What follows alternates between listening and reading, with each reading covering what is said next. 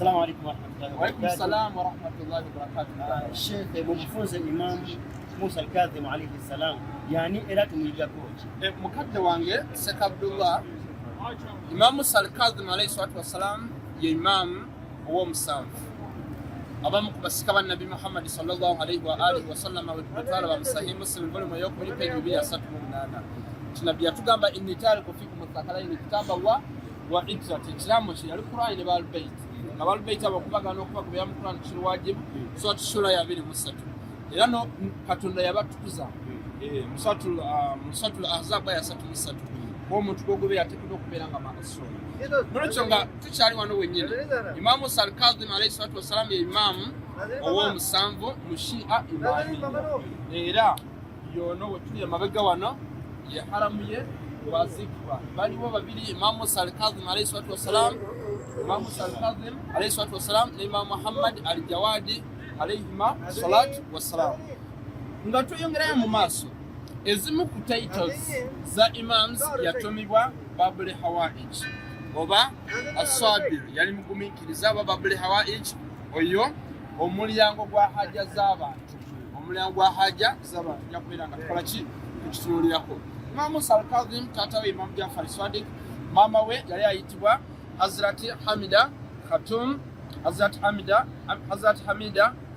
alayhi salam Imam Musa al-Kadhim alayhi salatu wassalam yazalibwa nga musanvu Safar omwaka ogw'1028 hijiriya okukwatagana 744 eddi Imam yazalibwa mu kifo ekiyitibwa Abwa ekiri wakati w'e Mekka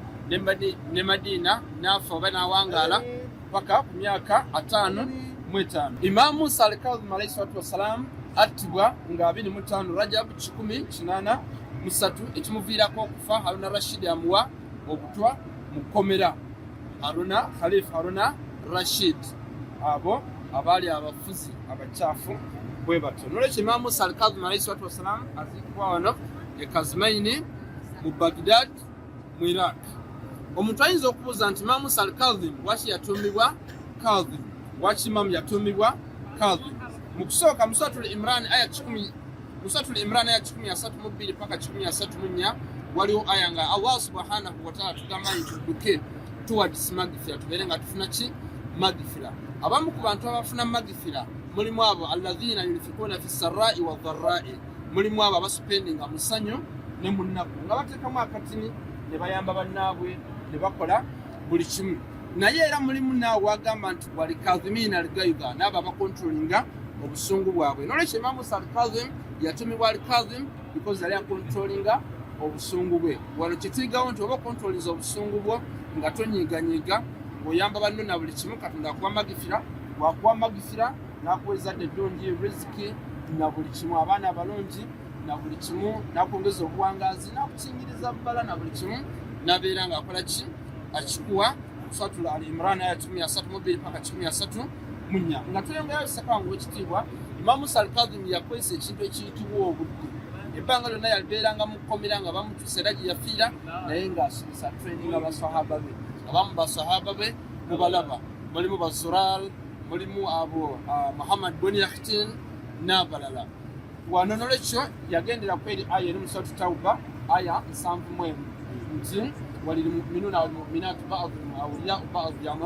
يأمرون بالمعروف وينهون عن المنكر nti abakkiriza abasajja n'abakyala buli omukwano gwa munne ekitegeera agamba munne waaye tusinze Allah era ne beziiza okukola amazambi nolwekyo Imam yagenderako eyo aya Katonda ng'afundikirayo aya agamba nti ulaika sayarhamuhumullah abakola egyo emirimu bebisaasira nolwekyo Imam tumigako ekyo nti eri asomesa ekyo kyasobola abantu wadde yali abeera mukomera lwekyo naffe wetukikola Katonda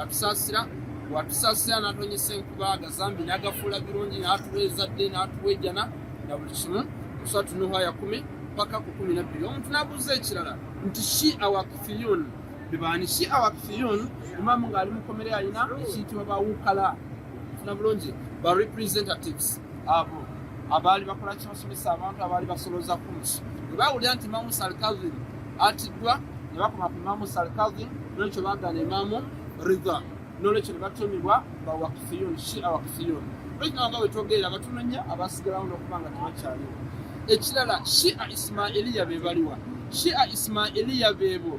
abakoma ku taata wa Imaamu Sarkazi Imaamu Jaafar Sadiq gwe bakomako bani Shia Ismailiya be babakoma ku taata wa Imaamu Sarkazi ne bakomaawo funa bulungi bakoma ku Imaamu Jaafar Sadiq alayhi salatu wassalam ne batagoberera Imaamu Sarkazi ne Imaamu abalala pa ku Imaamu Muhammad Mahdi ekyo kye bakola nsubirwaki because Nabi Muhammad sallallahu alayhi wa alihi wasallam atugamba nti yakunu ba'di 12 khalifa oba aimma oba amira kulluhum min bani Hashim oluvanyuma ngenze Nabi ojja kujja abakulembeze 12 nga bonna bava mu lulyo lwange mu bitabo era nga wetulaba Suratu Nisaa 5 maze okuka atii'u Allah wa atii'u Rasul wa ulul amri minkum tugondere Allah Rasul n'abali mu buyinza Ibn Abbas n'abuuza Nabi faman ulul amri bibani abiteekedwa okugondera nga bebasikawo n'agamba nti asooka Imam Ali asembayo Imam Muhammad al-Mahdi ajala Allah ta'ala faraja kunaberenga ayongera okumuleeta aberenga ayanguye okumuleeta okubeera nga aleeta obwenkanya mu nsi ejjudde ezzulu nolwekyo Imaamu Sarkazi Imaamu wa 7 mwabo abasika ba Nabi Muhammad 12 ekyekituuka ku Imaamu Sarkazi alayhi salatu wassalam yali mugumiikiriza brother bwenna ffenna tufuna ebizibu naye mugumiikiriza kuno tuyigera kitufuula okubeera nga tuli basajja ne tunywera Imaamu bw'atyo okusevinga obusiraamu buno yattibwa ba Haruna Rashid bw'atyo n'ava mu bulamu bw'ensi naye kitumigako ekirala nti yatumibwa Babul Hawaij ezimu taito zayitibwa ni Babul Hawaij omulyango gwa haja z'abantu kitegeeza kiseka Abdullah oyinza okumbuza oti kishiriki kuba Allah guteekeddwa okubeera nga tukola ki tusaba yekka tugamba nti tusaba Allah subhanahu wa ta'ala naye yennyini yatugamba mu Suratul Maida aya 35 nti wabtagu ilayhi wasila kubeera nga mufuna wasiila okuntuukako era nga woolaba nti n'abaana ba Nabbi Yaakub bafuna wasiila ku Nabbi Yaakub gwe bakozesa okubeera nga batuuka ku Allah n'abasabira mu Suratul Yusuf aya 95 mpaka 98 nolwekyo naffe ono wasiila okutuuka wa Allah subhanahu wa ta'ala era nga Nabbi we yali wasiila eri baswahaba abaasobya ne beekwata ku Nabbi Muhammad Katonda n'abagamba beekwata ku Nabbi Muhammad abeere nga abasabira Suratul Nisaa ya 64 naye bwe baagaana Katonda agamba tagenda kubaddiramu kubasaasira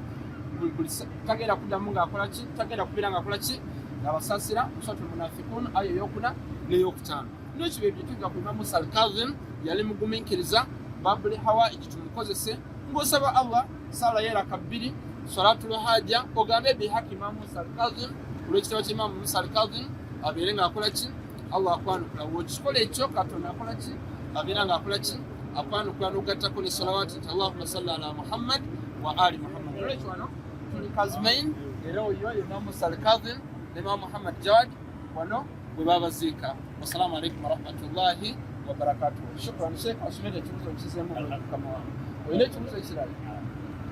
wassalamu alaikum warahmatullahi wabarakatuh